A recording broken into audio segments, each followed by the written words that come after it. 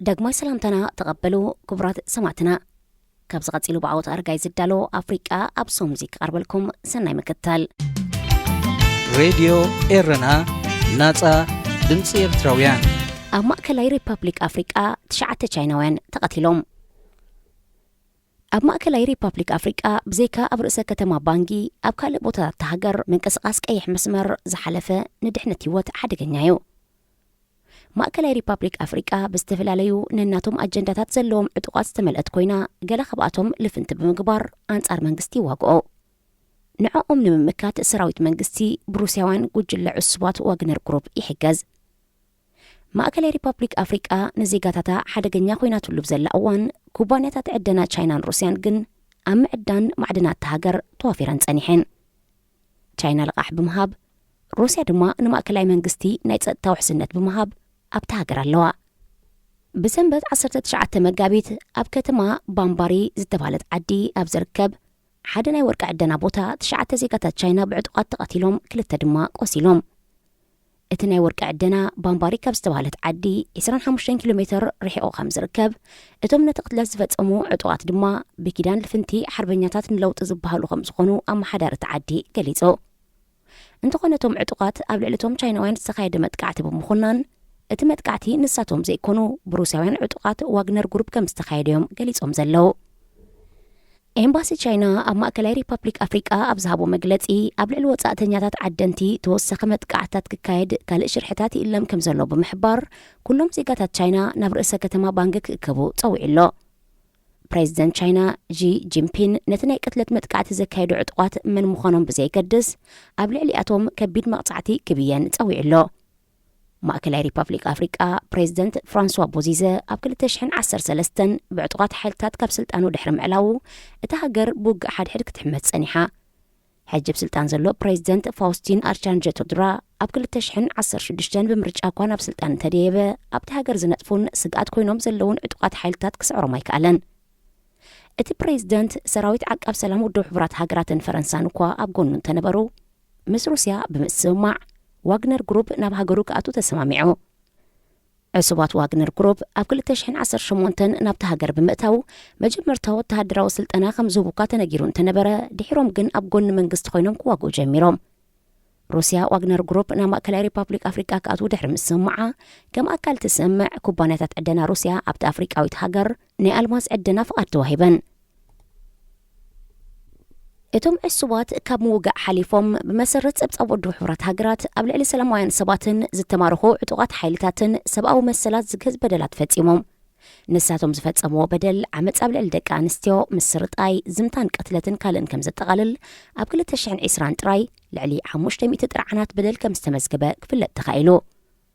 ኣብ ተመሳሳሊ ዓመት ማለት ኣብ 2020 ዝተፈላለዩ ዕጡቃት ብምትእኻብ እቶም ኣቐዲሞም ኣብ ልዕሊ ቻይናውያን መጥቃዕቲ ካይዶም ተባሂሎም ተጠርጢሮም ዘለዉ ዕጡቃት ብኪዳን ልፍንቲ ሓርበኛታት ንለውጢ ዝብል ዕጡቕ ሓይሊ ብምስራት አንጻር ሰራዊት መንግስትን ዕጡቃት ዋግነርን ሓያል መጥቃዕትታት ክካይዱ ጸኒሖም ዕጡቃት ሩስያውያን ዋግነር ሓደ ካብቲ ኣብ ማእከላይ ሪፓብሊክ አፍሪካ ዘሰላስልዎ ስራሕ ኣብ ዕደና ዝካየደሉ ቦታታት ሓለዋ ጸጥታ መክያድ እዩ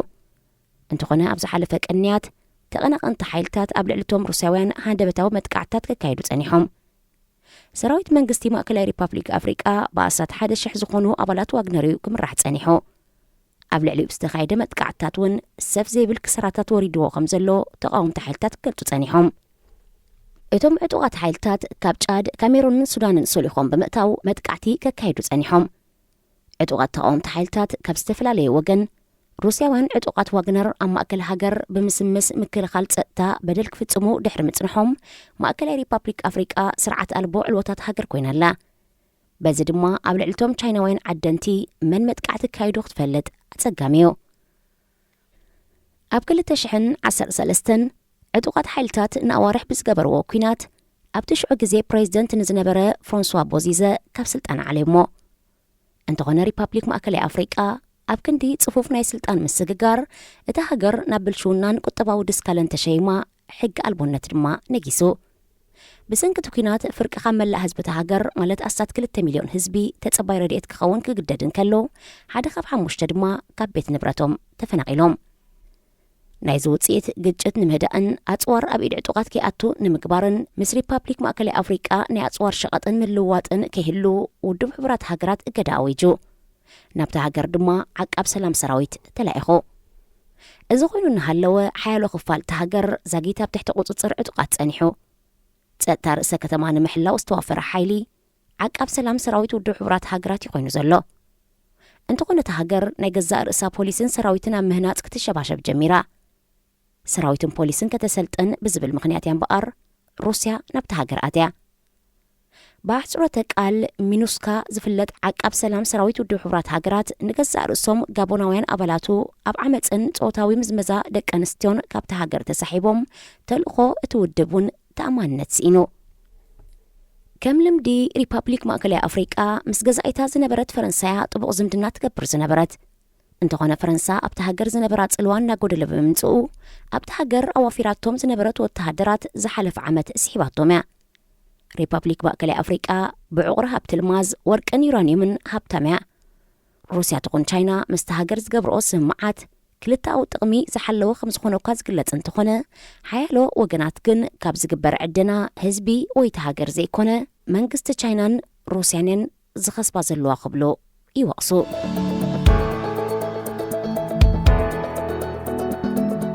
መሸጣ ኣጽዋር ኣብ ኣፍሪቃ ዝሓለፈ ዓመት ዝተፈላለየ ጂኦፖለቲካዊ ምቅያር ዝተረኣየሉ እዋን ነይሩ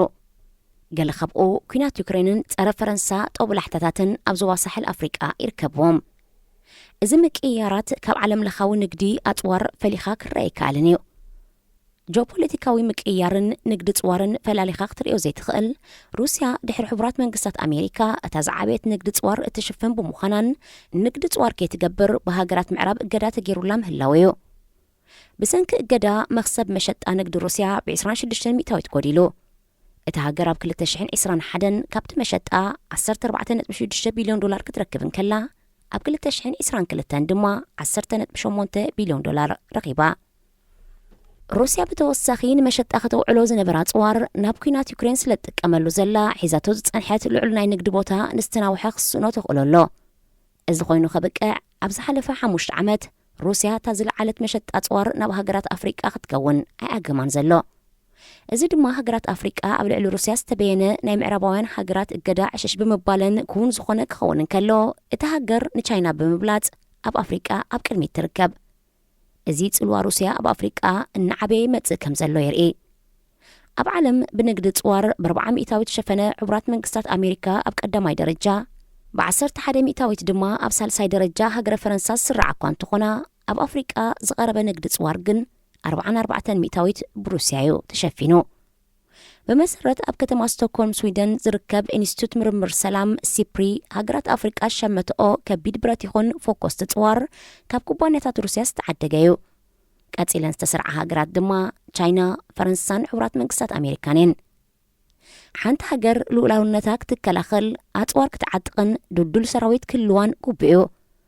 እንተኾነ ካብተን ብብዝሒ ጽዋር ሸመታ ትሕቲ ሳራ ዝርከባ ሃገራት ብኹናትን ዕልዋ መንግስትን ዝተሓመሳ ማሊ ቡርኪና ፋሶ ሪፓብሊክ ማእከላይ ኣፍሪቃን ኒጀርን ዝርከብአን ኣተሓሳሳቢ ይገብሮ ኣንጎላ ናይጀርያን ኡጋንዳን እውን ካብተን ብብዝሒ ጽዋር ሸመታ እየን ኣብ 2021 ናይጀርያ ኣብ መሸማታ ጽዋር 4.5 ቢልዮን ዶላር ከተውፅእ እንከላ ካብዚ እቲ 34.4 ካብ ቻይና 6 ሚእታዊት ካብ ሩስያ 2 ሚእታዊት ድማ ካብ ሕቡራት መንግስታት ኣሜሪካ ናብ ሸመተቶ ኣጽዋር ኣውዒላቶ ኣብ 2022 ኣልጀርያ 5.24 ሚሳይላት ክስከማ ዝኽእላ ምዕቡላት ድሮናት ካብ ቻይና ዓዲጋ መቐናቕንታ ዝኾነት ሞሮኮ ብወገና ምስ ሕቡራት መንግስታት ኣሜሪካን ኤውሮጳዊ ሕብረትን ብምውጋን ካብ ኣይርባስ ሄሊኮፕተራት ተሸሚታ ካልኦት ሓያሎ ሃገራት ኣፍሪቃውን ሚልዮናት ወጻእ ብምግባር ዝተፈላለየ ኣጽዋር ገዚአን ይርከባ ኣብ 2018 ሩስያ ንሃገራት ኣፍሪቃ ናይ 2 ቢልዮን ዶላር ኣጽዋርያ ትሸጠለን ነይራ ኣብ 2019 ድማ ድሕሪ ዝተገብረ ዋዕላ ሩስያ ኣፍሪቃ እቲ መሸጣ ናብ 14 ቢልዮን ዶላር ክብል ኣብ ስምምዕ ተበፂሑ ሃገራት ትሕተ ሰሃራ ኣፍሪቃ 2 ሚእታዊት ካብ ናይ ዓለም ፍርያት ኣጽዋር ጥራየን ዓመታዊ ዝሽምታ እንተኾነ ኣብ ሓያሎ ከባቢታት ምእኩል ምሕደራ ብዘይምህላው እቲ ኣጽዋር ኣብ ኢድ ዕጡቓት ክወድቕ ቀሊል ይገብሮ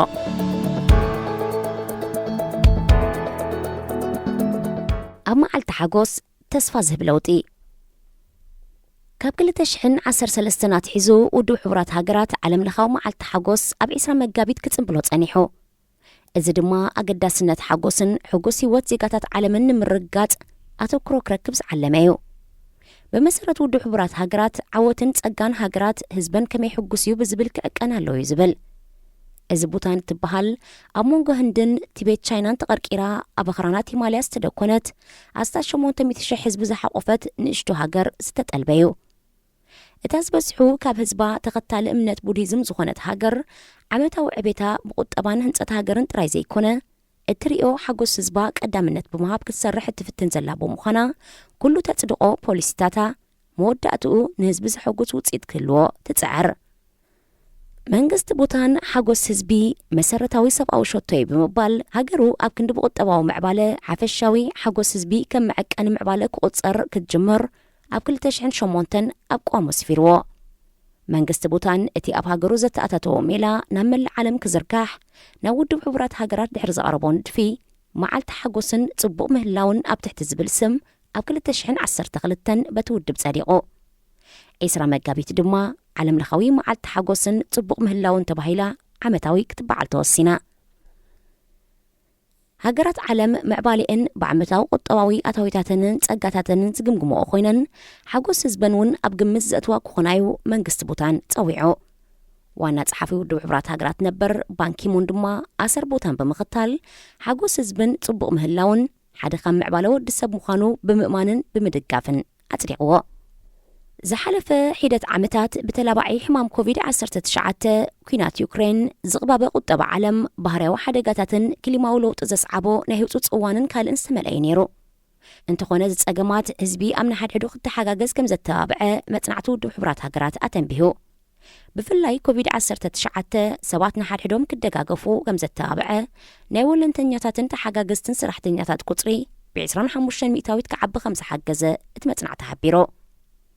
ዓለም ለኻዊ መዓልቲ ሓጎስን ጽቡቕ ምህላውን ውድብ ሕቡራት ሃገራት ዝሓለፈ ሶኒ ዕለት 20 መጋቢት ተኸቢራ ውዒላ። ኣብቲ መዓልቲ ኣብ ዝወፀ ዝርዝር ኣስማት ሕጉሳት ሃገራት መብዛሕትአን ሃገራት ኣፍሪቃ ኣብ ታሕቲ ተሰሪዐን ኣለዋ። ኣብቲ ኣብ 146 ሃገራት መጽናዕቲ ብምግባር ዝወፀ ዝርዝር ሕጉሳት ሃገራት ካብተን 10 ሃገራት ኣብ ድሕሪት ዝተሰርዓ ማለት ዘይሕጉሳት ሃገራት እተን 8 ሃገራት ኣፍሪቃ ከም ዝኾና ተገሊጹ። ኣብቲ ዝርዝር ካብ ታሕቲ ንላዕሊ እታ ዘይሕጉስቲ ሃገር ኣፍጋኒስታን ክትከውን ከላ ቀጺላ ሊባኖስ ተሰሪዓ። ካብኡ ቀጺለን ንላዕሊ ዚምባብዌ፣ ዲሞክራሲያዊት ሪፐብሊክ ኮንጎ፣ ቦትስዋና፣ ማላዊ፣ ኮሞሮስ፣ ታንዛንያ፣ ሩዋንዳ፣ ሌሴቶ፣ ዛምቢያ ኮይነን ተሰሪዐን። ኣብቲ ናይ ሕጉሳት ሃገራት ዝርዝር ኣብ ቅድሚት ዝተሰርዓ ከም ትልሙድ ብሃገራት ስካንዲኔቪያን ክዕብለልን ከሎ ቀዳመይቲ ሕጉስቲ ሃገር ፊንላንድ ኮይና ቀጺለን ድማ ዴንማርክ፣ ኣይስላንድ፣ እስራኤል፣ ኔዘርላንድስ፣ ስዊድን፣ ኖርዌይ፣ ስዊዘርላንድ፣ ሉክሰምበርግን ኒውዚላንድን ኮይነን ክሳብ 10 ተዘርዚረን። እቲ ዝርዝር ብተወሳኺ ከተማታት ኣብ ግምት ዘእተዉ ኮይኑ ንሄልሲንኪ ፊንላንድ፣ ኣሩስ ዴንማርክ፣ ወሊንግቶን ኒውዚላንድ፣ ዙሪክ ስዊዘርላንድ፣ ኮፐንሃገን ዴንማርክ፣ በርገን ኖርዌይ፣ ኦስሎ ኖርዌይ፣ ቴል አቪቭ እስራኤል፣ ስቶክሆልም ስዊድን፣ ብሪስበን ኣውስትራልያ ሕጉሳት ከተማታት ተባሂለን ካብ ቀዳማይ ክሳብ 10 ክስራዓን ከለዋ ብኣንጻሩ ካቡል ኣፍጋኒስታን፣ ሰንዓ የመን፣ ቃዛ ፍልስጤም፣ ፖርት አ ፕሪንስ ሃይቲ፣ ጁባ ደቡብ ሱዳን፣ ዳር ኢሰላም ታንዛንያ፣ ደልሂ ህንዲ፣ ማሰሩ ሌሴቶ፣ ባንጊ ማእከላይ ሪፐብሊክ ኣፍሪቃ፣ ካይሮ ግብፂ ካብ ታሕቲ ንላዕሊ ዘይሕጉሳት ከተማታት ተባሂለን። ሓጎስ ማለት ወይ ሕጉሳት ሃገራት ማለት እንታይ ማለት እዩ? ወይ እንታይ መለክዕ ተባሂሉ ክሕተት ይከኣል እዩ። ሓጎስ ንዝተፈላለዩ ሰባት ዝተፈላለየ ትርጉም ዘለዎን ክኸውን ይኽእል እዩ። እቲ ኣብ ነፍሲ ወከፍ መጽናዕቲ ክካየደላ ዘፍቀደት ሃገር ዝለኣኽ ብውልቀ ሰባት ዝምላእ ቃለ መሕትት ዘካይድ ኮይኑ ኣታዊ ብመንጽር ሃብቲ ሃገር ጥዕና፣ ናይ ምንባር ዕድመ፣ ናጽነት ምርጫ ብህይወት፣ ማሕበራዊ መንግስታዊ ሓገዝ፣ ስነ ኣእምራዊ ጥዕና፣ ለውሃት፣ ብልሽውና፣ ስነ ኣከባቢ፣ መጓዓዝያ፣ ማዕርነት ጾታን ካልእን ዘጠቓለለ ሕቶታት ኣለዎ። ብመንጽር ትምሕትት ድማ ዜጋታት ሃገር ዝተሰምዖም ሓጎስ ዝህቦም ጸጥታ ዝስምዖምን ካልእን ብምዝርዛር መልሲ ይሂቡ። ውድብ ሕቡራት ሃገራት ድማ ነዚ መልስታት ግምት ብምሃብ ዝርዝር ሃገራት ይሰርዕ። ዓመታዊ ዝግበር ንሓጎስን ጽቡቕ ምህላውን ዝምልከት ጸብጻብ ውድብ ሕብራት ሃገራት ኣብ መንጎ ሃብታማትን ድኻታትን ሃገራት ብፍላይ ድማ ሃገራት ኣፍሪቃ ንጹር ጋግ ዘንጸባርቕ ብምዃኑ እቲ ዘሎ ፍልልይ ንምጽባብ ናይ 2030 ሸቶ ዝሰመዮ መደብ ሰሪዑሎ እቲ ሸቶ ብቑዕ ትምህርትን ህፃናትን መንእስያትን ምኽዳም ድኽነት ምብቃዕ ጥሜት ማዕርነት ጾታ ዕድል ስራሕ ንመንእስያት ምርጋጽ ዝተመጣጠነ ኣታዊ ሓገዝ ንዝተገለሉ ሕብረተሰባት ምምዕባል ትሕተ ቅርጺ ክታበት ህፃናት ምዕቃብ ፀዓትን ምትካል ኣግራብን ካልእን ዝብሉ መደባት ሒዙ ይስራሓሉ ኣሎ ሓደ ካብ ብልጫ ዝማዕበላ ሃገራት ንኣብነት ሓደ ውልቀ ሰብ ካብ ስርሑ ምስ ዝባረር ባህርያዊ ሓደጋ ወይ ሕማም ብዘስዓቦ ስርሑ ምስ ዘቋርጽ ቁጠባዊ ቅልውላው ምስ ዘጋጥምን ካልእን ናይ መንግስቲ ሓገዝ ክግበረሉን ከሎ ኣብዚ ማዕበላ ሃገራት ግን ንዑ ዝሕግዝ ፖሊስን ዓቕምን ስለ ዘየለ ሓንሳብ እንተወዲቑ ዝሕግዞ የብሎን እዚ ድማ ነቲ ሰብ ሓደ ካብቲ ኣብ ስግኣት ዘንብሮን ዘይሕጉስ ዝገብሮን ምኽንያታት ክኸውን ይኽእል